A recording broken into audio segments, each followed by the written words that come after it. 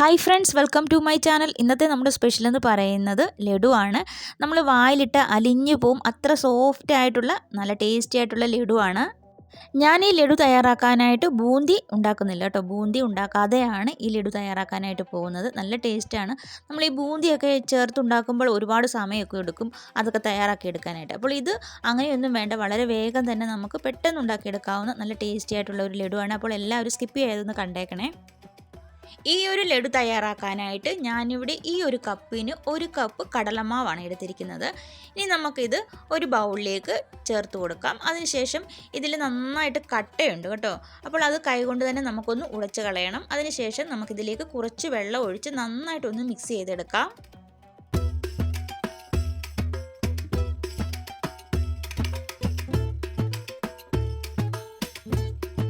അപ്പോൾ ഞാനിവിടെ നന്നായിട്ട് മിക്സ് ചെയ്ത് എടുത്തിട്ടുണ്ട്. ഇനി നമുക്ക് ഇതിലേക്ക് ഒരല്പം കളർ ചേർത്ത് കൊടുക്കാം. ഓറഞ്ച് ലെമൺ കളറാണ് ഞാൻ ഇതിലേക്ക് ചേർത്ത് കൊടുക്കുന്നത്. നമ്മുടെ ലഡു ഒക്കെ കാണുമ്പോൾ നല്ലൊരു ഭംഗി കിട്ടണമല്ലോ. അപ്പോൾ അതിനുവേണ്ടി കളർ ചേർത്ത് കൊടുക്കുകയാണെങ്കിൽ ആ ഒരു പ്രത്യേക ഒരു ഭംഗിയും നമുക്കൊരു അട്രാക്ഷനൊക്കെ തോന്നും. അതുകൊണ്ടാണ് ചേർത്ത് കൊടുത്തിരിക്കുന്നത്.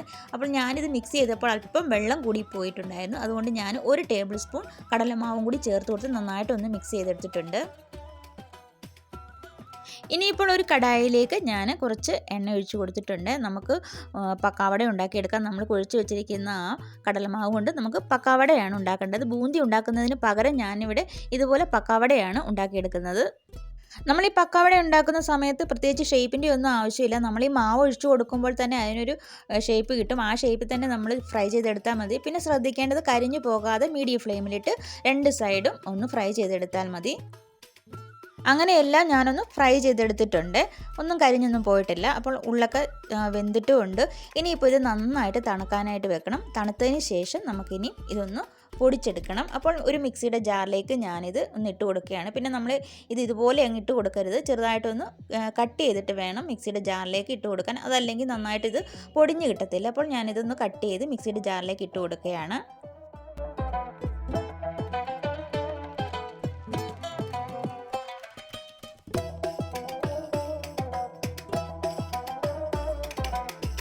അങ്ങനെ ഞാനിവിടെ പക്കാവടയൊക്കെ മിക്സിയുടെ ജാറിലേക്ക് ഇട്ട് കൊടുത്തിട്ടുണ്ട്. ഇനി നമുക്കിതൊന്ന് പൊടിച്ചെടുക്കണം. ഇത് പൊടിച്ചെടുക്കുന്ന സമയത്ത് ഒന്ന് ശ്രദ്ധിക്കണം. കാര്യം ഒരുപാട് അങ്ങ് പൊടിഞ്ഞു പോകരുത്. ചെറിയ തരിതരിയോടുകൂടി തന്നെ വേണം നമുക്കിത് പൊടിച്ചെടുക്കാനായിട്ട്. ആദ്യം ഒന്ന് കറക്കി നോക്കിയിട്ട് ഞാൻ ജാറൊന്ന് തുറന്ന് നോക്കിയപ്പോൾ നന്നായിട്ട് പൊടിഞ്ഞിട്ടില്ലായിരുന്നേ. അപ്പോൾ വീണ്ടും ഒന്നും കൂടി ഒന്ന് പൊടിച്ച് എടുത്തിട്ടുണ്ട്. അപ്പോൾ ആദ്യം നമ്മൾക്ക് നന്നായിട്ട് പൊടിഞ്ഞില്ലെങ്കിൽ ഒന്ന് രണ്ട് പ്രാവശ്യം ഒന്ന് കറക്കി നോക്കിയാൽ മതി. അപ്പോൾ ചെറിയ തരിതരിയായിട്ട് തന്നെ ഇത് പൊടിഞ്ഞ് കിട്ടിക്കോളും. അങ്ങനെ ഞാനിവിടെ നന്നായിട്ടൊന്ന് പൊടിച്ചെടുത്തിട്ടുണ്ട്. അതുകൊണ്ട് ഇതുപോലെ ഒന്ന് പൊടിച്ചെടുത്താൽ മതി കേട്ടോ. നമ്മൾ ബൂന്തിയൊക്കെ ഉണ്ടാക്കിയിട്ട് ലഡു തയ്യാറാക്കുമ്പോൾ കുറേ സമയം എടുക്കും. നമ്മൾ ബൂന്തി ഉണ്ടാക്കുന്ന സമയം തന്നെ ചിലപ്പോൾ നന്നായിട്ട് ബൂന്തി ഉണ്ടാക്കാനായിട്ട് കഴിയത്തില്ല. ചിലപ്പോൾ അത് വലുതായിട്ടും ചെറുതായിട്ടും ഒക്കെ കിടക്കും. അതിൻ്റെ സൈസൊക്കെ അങ്ങോട്ടും ഇങ്ങോട്ടും ഒക്കെ മാറിക്കിടക്കും. ഇങ്ങനെ ആകുമ്പോൾ എല്ലാം നമുക്ക് ഒരുപോലെ തന്നെ പൊടിച്ചെടുക്കാനായിട്ട് കഴിയും. ഇനി നമുക്കൊരു പാനിലേക്ക് പഞ്ചസാര ചേർത്ത് കൊടുക്കാം. അപ്പോൾ ഞാനിവിടെ 1 കപ്പ് പഞ്ചസാരയാണ് ചേർത്ത് കൊടുത്തിരിക്കുന്നത്. ഇതിലേക്ക് 1/4 കപ്പ് വെള്ളമാണ് ചേർത്ത് കൊടുത്തിരിക്കുന്നത്. ഇനി നമുക്കിത് നന്നായിട്ടൊന്ന് ഇളക്കിയതിന് ശേഷം ഇതൊന്ന് തിളച്ച് വരട്ടെ. പിന്നെ ഒരു നൂൽ പരുവമൊന്നും ആകണമെന്നില്ല. നന്നായിട്ടൊന്ന് തിളച്ച് വന്നാൽ മതി. ഇതിലേക്ക് ഞാൻ കുറച്ച് കളറും കൂടി ചേർത്ത് കൊടുത്തിട്ടുണ്ട്. നമ്മൾ നേരത്തെ ചേർത്ത് കൊടുത്തില്ലേ ഓറഞ്ച് ലെമൺ കളർ, അതും പിന്നെ ഒരു 2 ഏലക്കായും കൂടി ചേർത്ത് കൊടുത്തിട്ടുണ്ട്. ഒരു 5 മിനിറ്റ് നന്നായിട്ട് തിളപ്പിച്ചെടുക്കണേ. പിന്നെ ഒരു നൂൽ പരുവമൊന്നും ആകണ്ടെന്ന് ഞാൻ പറഞ്ഞിരുന്നു. പിന്നെ നമ്മളൊരു സ്പൂണ് കൊണ്ട് എടുത്തിട്ട് കയ്യിൽ നിന്ന് നോക്കിയാൽ ഇങ്ങനെ ഒട്ടിച്ച് നോക്കുമ്പോൾ ചെറുതായിട്ടൊന്ന് ഒട്ടിപ്പിടിക്കുന്നത് പോലെ വന്നാൽ മതി. ഒരു നൂൽ പരുവമൊന്നും ആകേണ്ട കാര്യമില്ല കേട്ടോ. അപ്പോൾ ഇത് കറക്റ്റ് ആ ഒരു പരുവമായി കിട്ടിയിട്ടുണ്ട്. ഇനി നമ്മൾ പൊടിച്ച് വെച്ചിരിക്കുന്ന പക്കാവടയും കൂടി ചേർത്ത് കൊടുത്ത് നന്നായിട്ടൊന്ന് മിക്സ് ചെയ്തെടുക്കാം. ഞാനിതിലേക്ക് ഒരു 2 ഏലക്കായുടെ സീഡുണ്ടല്ലോ പൊടിച്ച് അതും കൂടി ചേർത്ത് കൊടുത്തിട്ടുണ്ട്. എന്നിട്ട് നന്നായിട്ട് മിക്സ് ചെയ്തെടുക്കുകയാണ്. ഇനി നമുക്കിതിലേക്ക് ചേർത്ത് കൊടുക്കേണ്ടത് നെയ്യാണ്. ഒരു 2 ടീസ്പൂൺ അളവിലാണ് ഇപ്പോൾ ഞാൻ നെയ്യ് ചേർത്ത് കൊടുത്തിരിക്കുന്നത്. എന്നിട്ട് നന്നായിട്ടൊന്ന് മിക്സ് ചെയ്തെടുക്കാം. ഇനി നമുക്ക് വേണമെങ്കിൽ കുറച്ചും കൂടി ചേർത്ത് കൊടുക്കണം. അപ്പോൾ ഞാനിവിടെ നന്നായിട്ട് മിക്സ് ചെയ്തെടുത്തിട്ടുണ്ട്. ഇനി 1 ടീസ്പൂൺ കൂടി നെയ്യ് ചേർത്ത് കൊടുക്കുന്നുണ്ട്. ഇത്രയും മതി കേട്ടോ. എന്നിട്ട് നന്നായിട്ട് വീണ്ടും ഇളക്കിയെടുക്കാം. ഇനി ഞാൻ കുറച്ച് വെളുത്ത എള്ളുണ്ടല്ലോ അതാണ് ഇതിലേക്ക് ചേർത്ത് കൊടുക്കാനായിട്ട് പോകുന്നത്. എള്ളിന് പകരം പംകിൻ സീഡ് ഉണ്ടെങ്കിൽ ചേർത്ത് കൊടുക്കാം. ഞാനിതിലേക്ക് കിസ്മിസോ അണ്ടിപ്പരിപ്പോ ഒന്നും ചേർത്ത് കൊടുക്കുന്നില്ല. അപ്പോൾ എള്ള് ചേർത്ത് കൊടുത്ത് നന്നായിട്ടൊന്ന് ഇളക്കി എടുത്തിട്ടുണ്ട്. ഇനി ഇത് തണുപ്പിക്കണം. നന്നായിട്ട് 2 മണിക്കൂർ ഞാനിത് ഫ്രിഡ്ജിൽ വെച്ചാണ് തണുപ്പിക്കാനായിട്ട് പോകുന്നത്. ഇതുപോലെ ഒന്ന് തണുപ്പിച്ചെടുത്തതിന് ശേഷം നമ്മൾ ലഡു ഉരുളകളാക്കുകയാണെങ്കിലുണ്ടല്ലോ നല്ലതായിട്ട് നമുക്കത് ഉരുട്ടിയെടുക്കാനായിട്ട് കഴിയും. അങ്ങനെ 2 മണിക്കൂർ ഞാൻ തണുപ്പിച്ചതിന് ശേഷം എടുത്തിട്ടുണ്ട്. ഇനി നമുക്ക് നന്നായിട്ടൊന്ന് ഉരുട്ടിയെടുക്കാം. ഇനി നമുക്ക് നമ്മുടെ ഇഷ്ടാനുസരിച്ച് ലഡു തയ്യാറാക്കിയെടുക്കാം. അതായത് ഉരുള പിടിക്കുന്ന കാര്യമാണ് ഞാൻ പറഞ്ഞത് കേട്ടോ.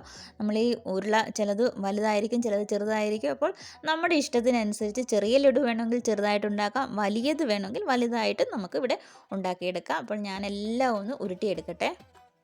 ഈ ലഡു കഴിച്ച് നോക്കുമ്പോൾ തന്നെ അറിയാം നല്ല സോഫ്റ്റാണ്, വായിലിട്ട് അലിഞ്ഞു പോകും കേട്ടോ. അത്ര നല്ല സോഫ്റ്റായിട്ടാണ് നമുക്ക് ഈ ലഡു ഉണ്ടാക്കാനായിട്ട് കഴിഞ്ഞിരിക്കുന്നത്. പിന്നെ ഞാൻ ഈ ഉരുള ഉണ്ടാക്കിയെടുത്തപ്പോൾ ചിലതൊക്കെ വലുതും ചിലതൊക്കെ ചെറുതൊക്കെ ആയിട്ട് വന്നിട്ടുണ്ട് കേട്ടോ.